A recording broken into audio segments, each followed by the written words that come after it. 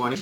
तो आज हम बात करेंगे कोरोना कोविड के बारे में। जैसा कि आपको पता है कि पूरे भारतवर्ष के साथ साथ पूरे विश्व में ये एक पैंडेमिक फैला हुआ है और ये वायरस से होने वाली एक बीमारी है। वायरस मतलब विषाणु से।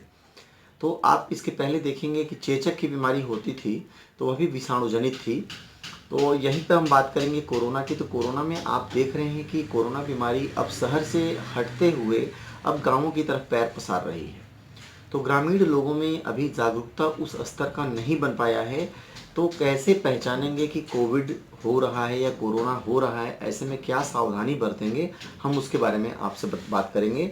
जैसे देखिए, अगर किसी भी व्यक्ति को अगर बुखार 100 डिग्री फ़ारेनहाइट का आ रहा है और ये लगातार 2-3 दिनों तक है और इसके अलावा जैसे उनको गले में खराश महसूस हो रही है, सोर थ्रोट हो रहा है या फिर उनको स्मेल यानी कि कहते हैं महक नहीं आ रही है, तो ऐसे में बिल्कुल सावधान होने की आवश्यकता है।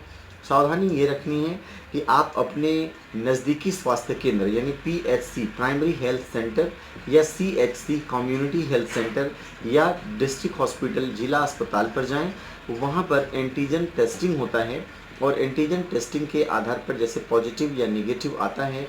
कभी कभी ऐसा होता है एंटीजन टेस्टिंग में निगेटिव आता है पर फिर भी सिम्टम्स रहते हैं, तो वहाँ पर जो हमारे डॉक्टर साहब होते हैं वो फिर आपको आगे की जांच यानी आरटीपीसीआर होती है, आरटीपीसीआर जांच के लिए भेजते हैं। सैंपल जाता है और आरटीपीसीआर की रिपोर्ट आने में कम से कम 2 दिन का समय लगता है।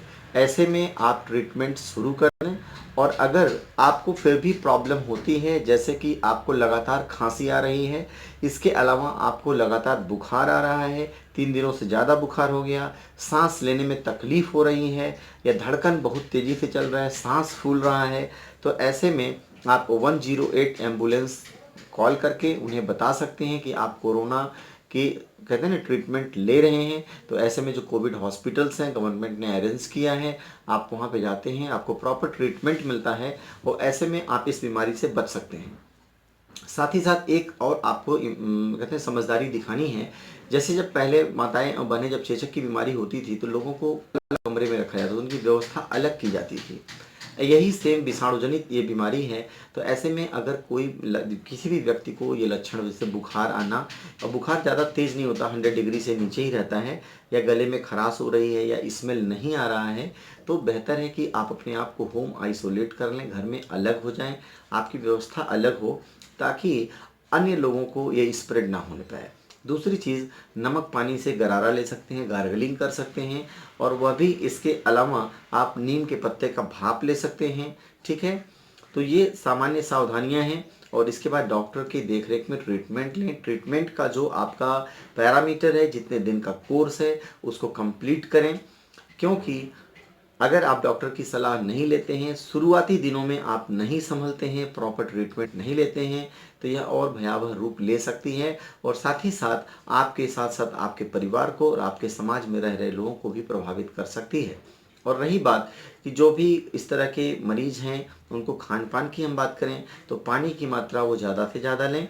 दूसरी चीज़, उनके खाने में प्रोटीन की मात्रा ज़्यादा होनी चाहिए और प्रोटीन के लिए वो सोयाबीन, पनीर, अंडे का सेवन कर सकते हैं। साथ में वो दूध भी ले सकते हैं, गुनगुना गरम गरम दूध हल्दी डाल करके, और प्रॉपर मेडिसिन लें। तो ऐसा करने से हम विषाणुजनित महामारी को हरा सकते हैं और कोविड से बच सकते हैं। हम अपनी सुरक्षा कर सकते हैं, अपने परिवार की और अपने समाज की। साथ ही इस माध्यम से अगर हम जागरूक हैं तो कहीं न कहीं ये राष्ट्र हित के लिए भी अच्छा होगा। तो आगे की वीडियो में हम आपको बताएंगे कि कौन कौन सी मेडिसिन इस समय कोरोना के ट्रीटमेंट में दी जाती हैं।